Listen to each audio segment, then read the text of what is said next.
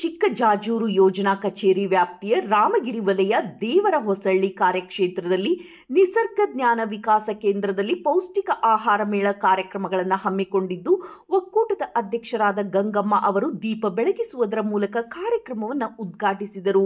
ಸಂಪನ್ಮೂಲ ವ್ಯಕ್ತಿಗಳಾದ ಪ್ರಾಥಮಿಕ ಆರೋಗ್ಯ ಅಧಿಕಾರಿ ಶ್ರೀಮತಿ ಹೊಳೆಯಮ್ಮ ಅವರು ಸದೃಢ ಆರೋಗ್ಯ ನಿರ್ವಹಣೆಗೆ ಪೌಷ್ಟಿಕ ಆಹಾರ ತುಂಬಾ ಅತ್ಯವಶ್ಯಕತೆ ಬಗ್ಗೆ, ಮಧುಮೇಹ, ಮಳೆಗಾಲದ ಸಮಯದಲ್ಲಿ ಎದುರಾಗುವ ಹಲವು ಬಗೆಯ ಸೋಂಕುಗಳು ಹೇಗಿದ್ದೀರಾ, ಕಾಲ ಕಾಡುವ ಕಾಯಿಲೆಗಳನ್ನು ತಡೆಗಟ್ಟಲು ಅಗಾಧವಾದ ಪೌಷ್ಟಿಕಾಂಶಗಳನ್ನು ಒಳಗೊಂಡ ರೋಗ ನಿರೋಧಕ ಶಕ್ತಿಯಾದ ಮತ್ತು ಹೆಚ್ಚು ಪ್ರೋಟೀನ್ ಅಂಶವುಳ್ಳ ಪೌಷ್ಟಿಕಾಂಶ ಆಹಾರಗಳ ಮೊಳಕೆ ಕಾಳು, ಹಸಿರು ಸೊಪ್ಪು, ತರಕಾರಿ, ಹಣ್ಣುಗಳ ಬಳಕೆಯ ಅವಶ್ಯಕತೆಯ ಕುರಿತು ಮಾಹಿತಿಯನ್ನ ನೀಡಿದರು.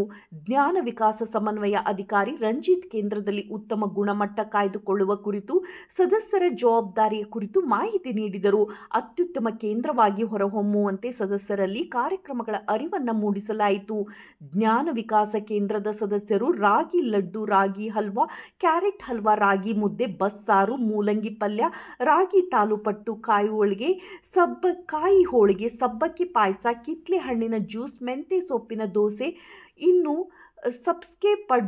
ಸಬ್ಬಸ್ಗೆ ಪಡ್ಡು ಇನ್ನು ಮುಂತಾದ 57 ಪದಾರ್ಥಗಳನ್ನು ತಯಾರಿಸಿಕೊಂಡು ಬಂದಿದ್ದು, ಆರೋಗ್ಯ ಸಮುದಾಯ ಅಧಿಕಾರಿಗಳಾದ ಕಾವ್ಯ ಅವರು ವೀಕ್ಷಣೆ ಮಾಡಿ ಪೌಷ್ಟಿಕಾಂಶ ಮತ್ತು ಪ್ರೋಟೀನ್ ಯುಕ್ತ ಆಹಾರಗಳನ್ನು ಗುರುತಿಸಿ ತಯಾರಿಸಿಕೊಂಡು ಬಂದಂತಹ ಸದಸ್ಯರಿಗೆ ಬಹುಮಾನವನ್ನು ವಿತರಿಸಲಾಯಿತು. ಕಾರ್ಯಕ್ರಮದಲ್ಲಿ ಸೇವಾ ಪ್ರತಿನಿಧಿ ರಶ್ಮಿ, ಜ್ಞಾನ ವಿಕಾಸ ಕೇಂದ್ರದ ಎಲ್ಲ ಸದಸ್ಯರು ಉಪಸ್ಥಿತರಿದ್ದರು. ವರದಿ ನಾಗರಾಜ್ ಕೆ.